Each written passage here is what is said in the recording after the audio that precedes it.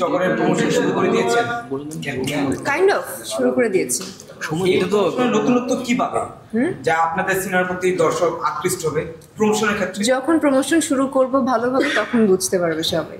Idea না, idea এখন share করব আইডিয়া তো না। ফ্ল্যাশ করলে সমস্যা। তবে এটা নিশ্চিত থাকেন যে প্রমোশনে এমন কিছু টুল ব্যবহার করা হবে, যেমন জঙ্গলিতে আমরা খুব ভালো ভালো প্রমোশনাল টুল দেখেছি।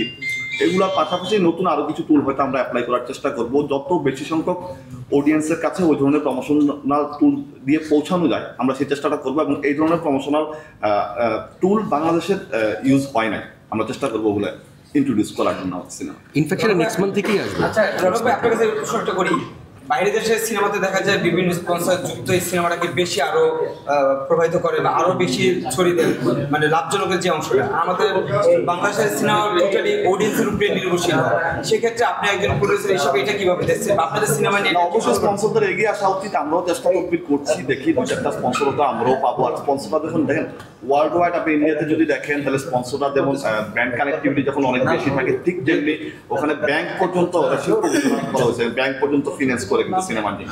তো আমাদের এখানে আসলে স্ক্রিন নাই, কালচারটাই ডেভেলপ হচ্ছে না। আমার ব্যক্তিগত অবজারভেশনটা হচ্ছে এই যে আমাদের একটা ছোট্ট উদ্যোগ থেকে চেঞ্জটা আসুক না। আমি নতুন একটা প্রমোশন, আজকে জঙ্গলি অনেকগুলো প্রমোশনাল টুল ব্যবহার করছে, আরেকজন নেক্সট টাইম এটা ধরেন অ্যাপ্লাই করবে, আমরা হয়তো অ্যাপ্লাই করতে পারি, আবার আমরা নতুন একটা ইন্ট্রোডিউস করবো, আরেকজন অ্যাপ্লাই করবে। ঠিক সেম ওয়েতে একটা কর্পোরেট কোম্পানি আগায় আসুক, এটা দিয়ে একটা মাইলেজ পাক।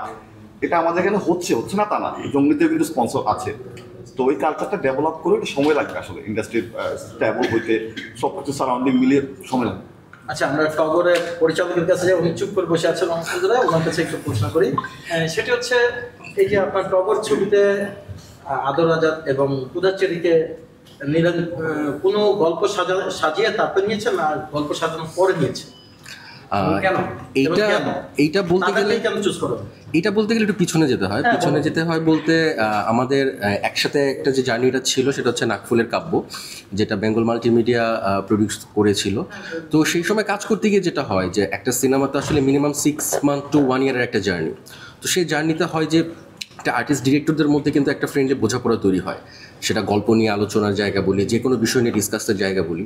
তো যেহেতু আমার নাকফুল প্রথম ছবি ছিল, তো সেই জায়গা থেকে এই দুইজন আর্টিস্ট আমার সাথে বোঝাপড়ার জায়গা, ডিসকাশনের জায়গাটা এমনভাবে অ্যালাইন ছিল যে কোনো বিষয় নিয়ে আমাদের মধ্যে টুকটাক ডিসকাশন হতো। তো যখন আমিও আমাদের কোনো প্রজেক্ট নিয়ে ভাবি বা তারাও যখন ভাবে, আমাদের মধ্যে শেয়ারিংটা থাকে, যেটা আমি মনে করি প্রত্যেকটা আর্টিস্টের এই গ্রাউন্ডটা আছে বা এই টিমটা থাকে নর্মালি। তো সেই জায়গা থেকে যখন আমাদের মধ্যে টুকটাক শেয়ারিং হয় গল্প নিয়ে, তো আমি যখন টগর গল্পটা নিয়ে আমরা আগাচ্ছিলাম, ইনফ্যাক্ট টগর গল্পটার পেছনে এটা না বললেই না, স্পেশালি আদর ভাই এবং রনক ভাই আমাদের এই তিনজনে ডেভেলপ করা বেসিক্যালি এই গল্পটা, এবং তিনজনে ডেভেলপ করা, এবং গল্পটা ডেভেলপ করতে করতে গল্পটা এমন একটা পর্যায়ে গিয়ে পৌঁছেছে, লাস্টলি আমাদের যে নায়িকা জয়িতা, তারও এখানে ভয়ঙ্কর বা ভয়াবহ ইনপুট আছে, যেটা কিনা আসলে আমি বলবো যে নেক্সট ঈদে এই গল্পটাকে আদর আজাদ ভাই এবং পূজাচেরিকে নতুনভাবে উপস্থাপন করবে। এবং এই গল্পটা শুটিং করতে গিয়ে আমি যেই সাপোর্ট এবং যেটাই বলি না কেন রনক ভাইয়ের মাধ্যমে পেয়েছি, মানে ছবিটাকে আরও গ্র্যান্ড করে তুলেছে, ডে বাই ডে ছবিটাকে আরও গ্র্যান্ড করে তুলেছে। এবং তার যে প্রমোশনাল স্ট্র্যাটেজি আছে, যে কথাটা উনি বলেছে অলরেডি, সেটা আপনারা নেক্সট মান্থ থেকে একটু একটু করে ইনশাল্লাহ আপনারা সোশ্যাল মিডিয়ার মাধ্যমে বা ফিজিক্যাল মার্কেটিংয়ের মাধ্যমে সেটা আপনারা দেখতে পাবেন ইনশাল্লাহ। আচ্ছা, এই ছবি করতে গিয়ে আপনি কোনো চ্যালেঞ্জের মুখোমুখি হয়েছিলেন কিনা? আসলে চ্যালেঞ্জ থাকবে, আর মজাটা ওখানে। চ্যালেঞ্জ না থাকলে আসলে সেই কাজে সার্থকতা আসে না। চ্যালেঞ্জ ছিল, আছে, থাকবে, বাট সেই চ্যালেঞ্জ ওভারকাম করার জন্য যেটা দরকার হয়, টিম দরকার হয়, টিম সাপোর্ট দরকার হয়। সেটা বরাবরই আমি আমার সারাউন্ডিং বা যারা বসে আছেন সবার কাছ থেকে আমি পেয়ে আসছি। সো যে চ্যালেঞ্জটা আমি ফেস করে সেটা ওভারকাম করেই আসলে এই পর্যন্ত আগানো, ইনশাল্লাহ সামনেও আগাবো।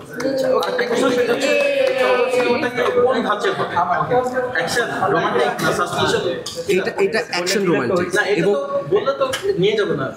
না এটা অ্যাকশন ছবি হতে যাচ্ছে। বাট এই অ্যাকশন ছবির মধ্যে শুধু আমি অ্যাকশনটাকে আলাদা করবো না, বাট এই ছবির মধ্যে সবকিছুই থাকবে, যেটা একটা মাসালাদার সিনেমা আসলে একটা অডিয়েন্সকে যত ধরনের জার্নি